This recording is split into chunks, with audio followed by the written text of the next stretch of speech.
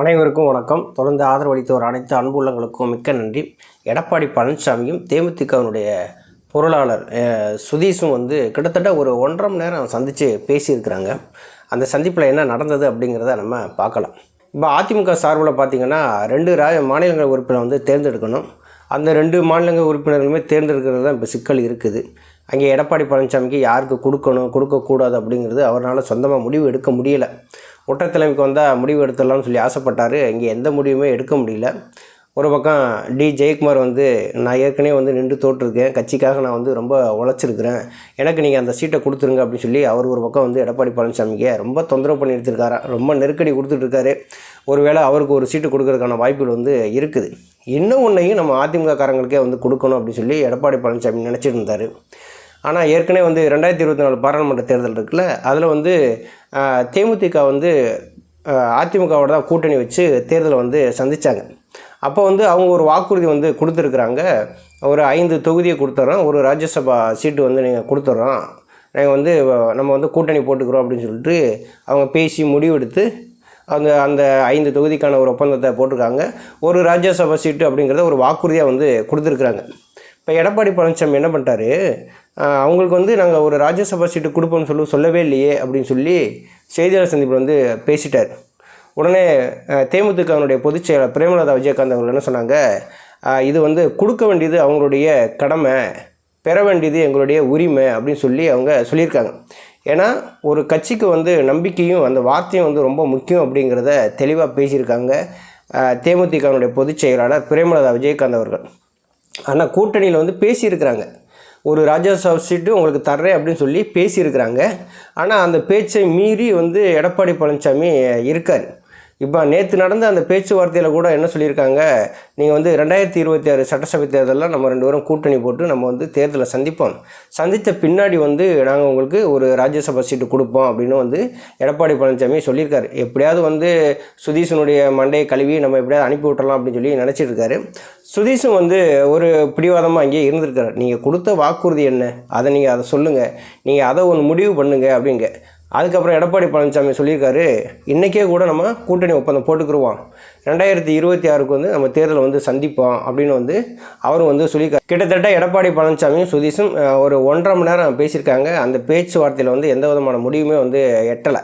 ஆனால் இந்த பேச்சுவார்த்தைகளை நம்ம எப்படியாவது தொடங்கணும் அப்படின்னு சொல்லி இந்த பேச்சுவார்த்தையை தொடங்கி வச்சவர் யார் அப்படின்னா SP வேலுமணி அப்படிங்கிற ஒரு தகவல் கிடச்சிருக்கு.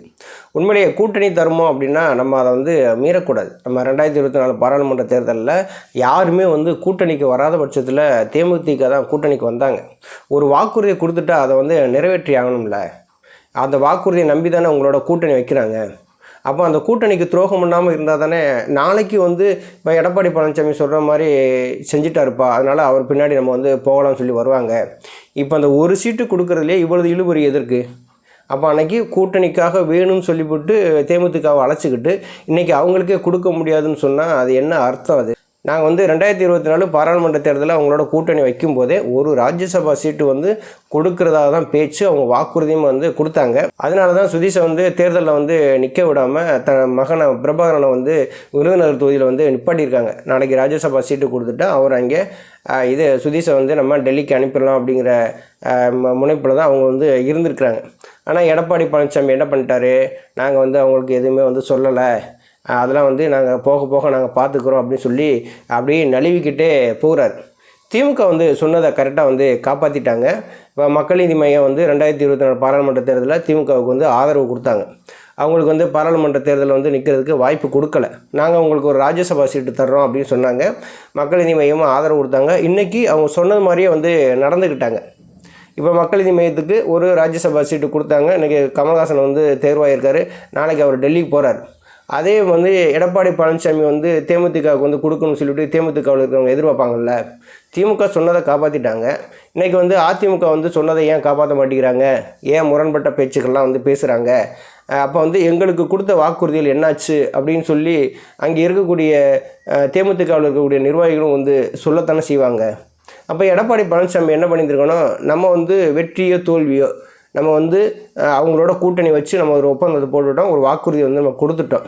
அப்போ அந்த வாக்குறுதிக்கு தகுந்த மாதிரி நம்ம நடந்துக்கிறோம் அப்படின்னு சொல்லிட்டு அவரும் வந்து இருக்கணும்.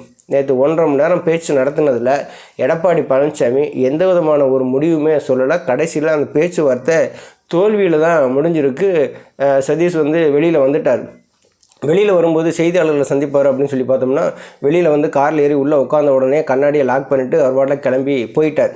ஒரு சந்தோஷமான செய்தியாக இருந்தால் சதீஷ் வந்து அவனுக்குள்ளேயே வந்து ஒரு செய்தியாளர் சந்தித்து நாங்கள் வந்து பேச்சுவார்த்தை தான் முடிஞ்சதுங்க, எங்களுக்கு ஒரு சீட்டு தரேன்னு சொல்லிட்டாங்க அப்படின்னு சொல்லியிருப்பாங்க. அப்போ எதுவுமே நடக்காமல் இழுபறியில் இருக்கிறதுனாலையும் அந்த பேச்சுவார்த்தை தோல்வி அடைஞ்சதுனாலையும் தான் அவர் வந்து கண்ணாடி கதவை சாத்திட்டு காரில் ஏறி பிறப்பிட்டு போயிட்டார்.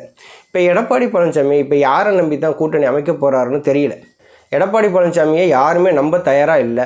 இதில் எப்படி 2026 வந்து திமுக வீழ்த்திட்டு அதிமுக ஆட்சி அமைக்க இவர் பாடுபட போகிறாரு? ஒரு கூட்டணி இல்லாமல் இவர் வந்து ஒரு தேர்தல் காலத்தை சந்திக்கிற அளவுக்கு இவர் வந்து புரட்சித் தலைவர் எம்ஜிஆரோ புரட்சித் தலைவி அம்மாவோ கிடையாது. இவர் வந்து இவருடைய அரசியல் வந்து எப்படி வந்தது அப்படிங்கிறது எல்லாத்துக்குமே தெரியும். திரும்ப திரும்ப சொல்லிக்கிட்டு இருந்தோம் அப்படின்னா அரைச்சமாகவே அரைச்சிக்கிட்டு இருக்க மாதிரிக்கே நமக்கு வந்து பேசுகிறதுக்கு கொஞ்சம் சங்கட்டமாகவும் இருக்குது. ஏன்னா அரைச்சமாகவே அரைச்சிக்கிட்டே இருந்தால் அந்த மாவை நீங்கள் எத்தனை தடவை தான் நீங்கள் ஆட்டுவீங்க? அரைச்சிட்டு அந்த மாவை அள்ளி எடுத்து வெளியில் எடுத்துடணும். அப்போ புதுசாக ஒரு அரிசியை போட்டு ஆட்டினா தான் அது வந்து நல்லாயிருக்கும். இது தொடர்ந்து எடப்பாடி பழனிசாமியுடைய அரசியல் வரலாறு நம்ம பேச பேச என்ன ஆகுது அப்படின்னா ரொம்ப புளிச்சு போகுது. இதுதானே இப்படித்தானா அப்படிங்கிற நிலைமைக்கு மக்கள் வந்துடுறாங்க. தொடர்ந்து இதே பேசிக்கிட்டே இருந்தீங்கன்னா நாங்கள் கேட்குறதுக்கு எங்கள் காது வலிக்குதுன்னு கூட சொல்கிறாங்க. இருந்தாலும் எடப்பாடி பழனிசாமி கூட்டணி தர்மத்தை மீறாமல் அந்த கூட்டணி தர்மத்துக்காக அந்த சமயத்தில் நமக்கு ஆதரவு கொடுத்தாங்க அப்படிங்கிறதுக்காகவாது அவங்களுக்கு ஒரு ராஜ்யசபா சீட்டை கொடுத்துருக்கணும். அதை கொடுக்க மறுக்கிறது மிகப்பெரிய தவறு. அது கூட்டணி தர்மத்தை மீறின செயல். அப்படி கூட்டணி தர்மத்தை மீறும்போது எடப்பாடி பழனிசாமியோட கூட்டணி வைக்க யாரும் தயாராக இருக்க மாட்டாங்க. ஒரு நிலையான மனுஷரும் கிடையாது, ஒரு நம்பிக்கையான மனிதரும் கிடையாது. அப்படி இருக்கிறோட நம்ம கூட்டணி வச்சு நம்ம வந்து என்னத்தை சாதிக்க போகிறோம் அப்படின்னு சொல்லி கட்சித் தலைவர்கள் நினைக்கத்தானே செய்வாங்க. பிரேமலதா விஜயகாந்த் ஒரு விஷயத்தில் தெளிவாக இருக்கிறாங்க. நாங்கள் வந்து ஜனவரி மாதம் வந்து ஒரு மாபெரும் மாநாடு நடத்த போகிறோம். அந்த மாநாட்டில் தான் நாங்கள் யாரோட கூட்டணி அப்படிங்கிறத நாங்கள் அறிவிக்க போகிறோம் அப்படின்னு சொல்கிறாங்க. 2024 பாராளுமன்ற தேர்தலில் அதிமுகவோட கூட்டணி வச்சுட்டு இன்றைக்கி அந்த கூட்டணியில் இருக்காங்களா இல்லையா அப்படிங்கிற ஒரு குழப்பம் வந்து உருவாயிருச்சு. மாநாட்டில் வந்து கூட்டணி அறிவிப்போம் அப்படின்னா அந்த கூட்டணியை விட்டு விலகிட்டாங்க அப்படின்னு தானே அர்த்தம். தேமுதிகவுக்கு கொடுக்க வேண்டிய அந்த சீட்டை வந்து இன்றைக்கி அதிமுக நம்மளே வந்து வச்சுக்கிருவோம் அப்படின்னு சொல்லி எடப்பாடி பழனிசாமி நினைக்கிறாரு. இது மிகப்பெரிய வந்து கூட்டணி துரோகத்துக்கு சமமாக தான் நம்ம பார்க்குறோம். நன்றி, வணக்கம்.